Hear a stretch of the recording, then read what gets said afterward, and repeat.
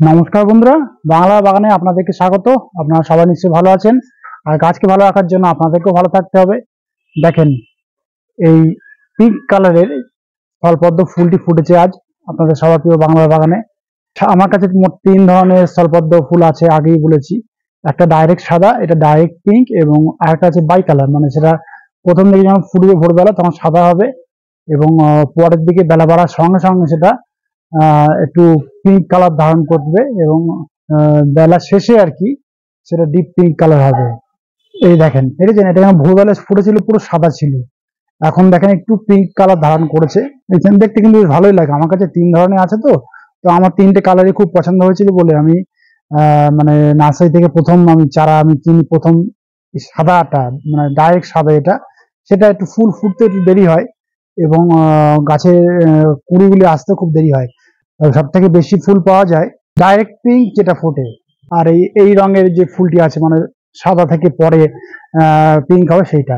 এই দুটো কালার সব থেকে বেশি ফোটে। আর ডাইরেক্ট যে সাদা ফুলটা আছে সেটা একটু মানে মানে ফলন কম যাকে বলা হয়। আর এই স্থলপদ্ম ফুল গাছকে একদম পুরো ফার্স্ট স্টেজ থেকে আপনারা কিভাবে পরিচর্যা করবেন না করবেন সমস্ত রকমের ভিডিও কিন্তু আমার চ্যানেলে দেওয়া আছে। আপনারা সেই ভিডিওগুলি দেখে নেবেন, তাহলে আপনাদের বাড়িতেও স্থলপদ্ম গাছ থাকলে আপনারা ঠিক সেভাবে পরিচর্যা করবেন, এবং দেখবেন এরকম আমার মতো প্রচুর সংখ্যক ফুল কিন্তু আপনারা পাবেন খুব সহজেই। টাইটেল আর থাম্বনেল দেখে আপনারা নিশ্চয়ই বুঝতে পেরেছেন যে আমি আজ আপনাদের সঙ্গে কি গাছ পরিচর্যা নিয়ে আলোচনা করতে চলেছি। তাহলে চলুন সে আলোচনা বিষয়ের দিকে তাহলে এবার যাওয়া যাক।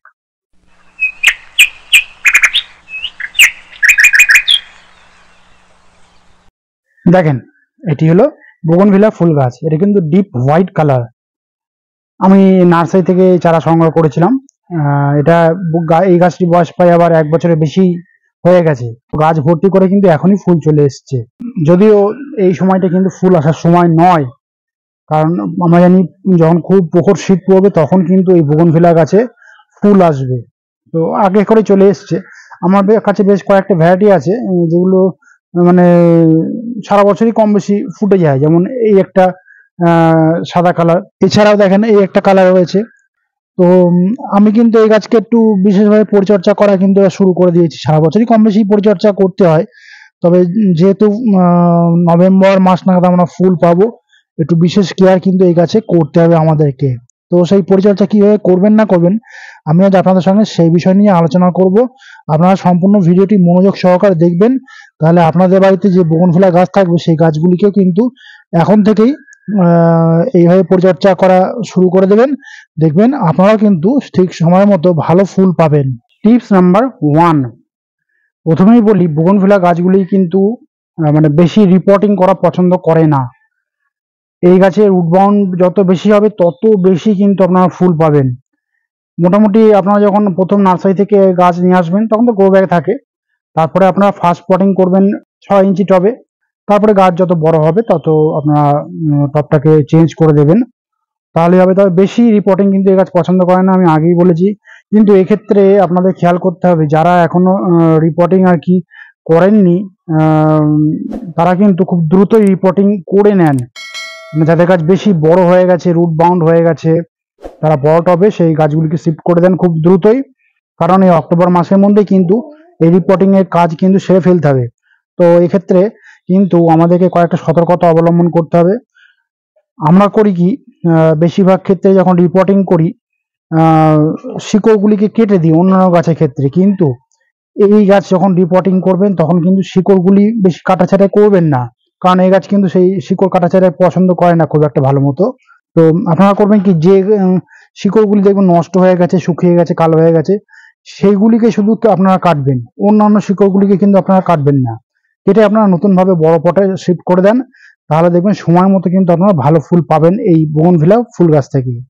টিপস নাম্বার 2, কেমন ধরনের মাটিতে আপনারা এই বোগনভিলা গাছ রোপণ করবেন। দেখুন, হালকা দোআঁশ মাটি কিন্তু এই গাছ সব থেকে বেশি পছন্দ করে।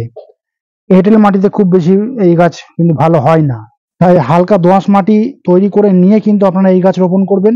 যখন আপনারা হালকা দোআঁশ মাটি তৈরি করবেন সেই মাটির সঙ্গে কিন্তু 1 মুঠো ভার্মি কম্পোস্ট বা 1 বছরের পুরনো গোবর সার, 1 মুঠো হাড় গুঁড়ো, 1 মুঠো নিমখোল, 1 মুঠো শিংকুচি, 1 মুঠো রক্ত সার, এবং বড় চা চামচে 1 চামচ ট্রাইকোডার্মা মিশিয়ে নিয়ে সেই মাটিতেই কিন্তু এই গাছ রোপণ করবেন।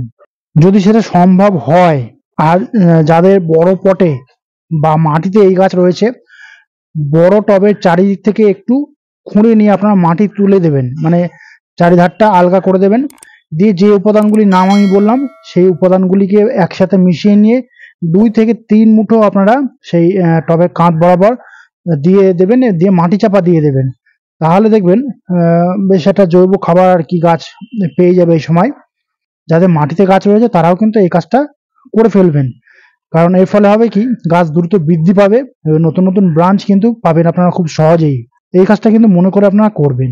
টিপস নাম্বার 3, প্রুনিং এবং পিঞ্চিং। এখন কিন্তু এই গাছে হার্ড প্রুনিং কিন্তু আপনারা ভুল করে করবেন না। এখন একটা লাইট প্রুনিং আপনারা এই গাছে করতে পারেন। জুন মাস নাগাদ হচ্ছে হার্ড প্রুনিং করার সময় এই গাছে।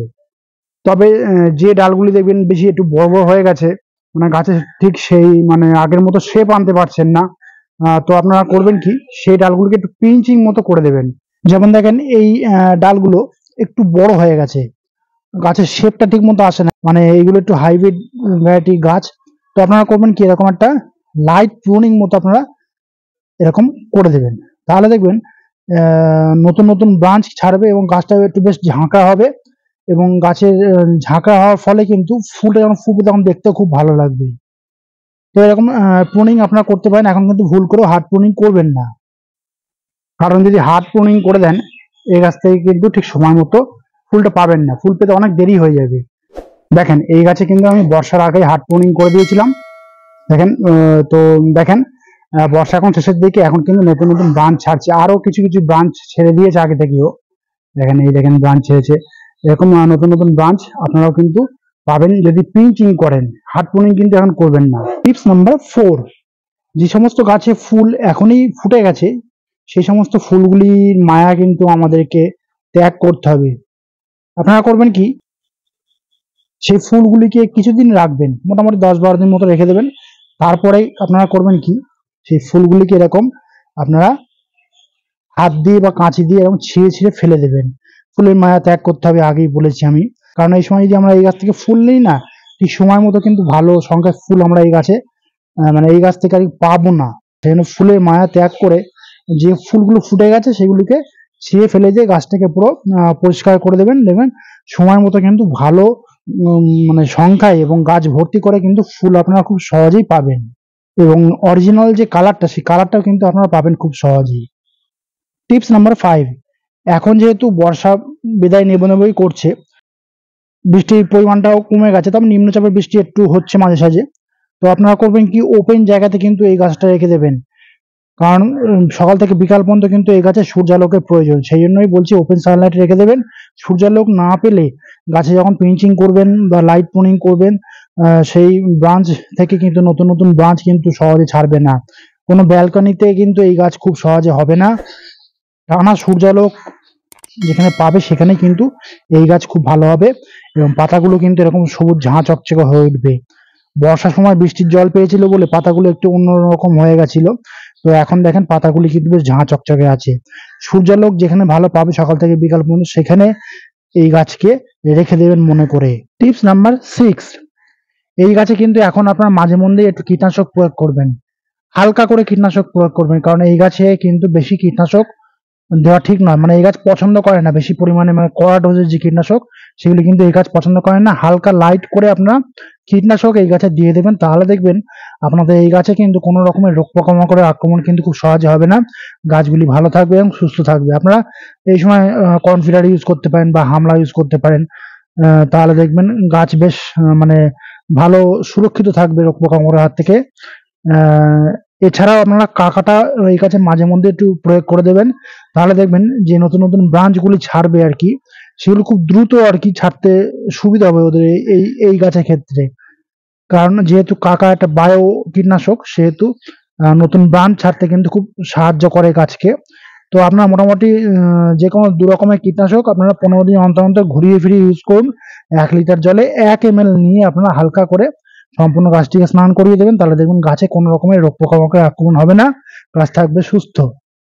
তো আমি যে কাজগুলি আপনাদেরকে এই বোগনভিলা গাছগুলিতে করে ফেলতে বললাম অতি দ্রুততার সাথে, সেই কাজটি কিন্তু আপনারা অক্টোবর মাসের শেষের দিকে আগে মানে 3rd উইকের মধ্যে কিন্তু আপনারা সেই কাজগুলি করে নেবেন। তাহলে দেখবেন বেশ ভালো গাছ দ্রুত বৃদ্ধি পাবে এবং সময় মতো কিন্তু আপনারা ভালো ফুলও পাবেন। আর এরপরে আমি অক্টোবর মাসের শেষের দিকে বা নভেম্বর মাসের 1st উইকের দিকে আমি আরেকটি ভিডিও আপনাদের সাথে শেয়ার করব। সেই ভিডিওতে থাকবে যে গাছগুলিতে তখন বা ওই সময় আর কি কি খাবার দেবেন না দেবেন, সেই ভিডিও আপনাদের সঙ্গে শেয়ার করব। চিন্তার কোনো কারণ নেই। তো বন্ধুরা আজ এই পর্যন্তই। আর যদি কোনো কমেন্ট থাকে তাহলে কিন্তু বাংলার বাগানকে জানাতে ভুলবেন না, কারণ বাংলার বাগান সবসময় আপনাদের পাশে ছিল, আছে এবং থাকবে।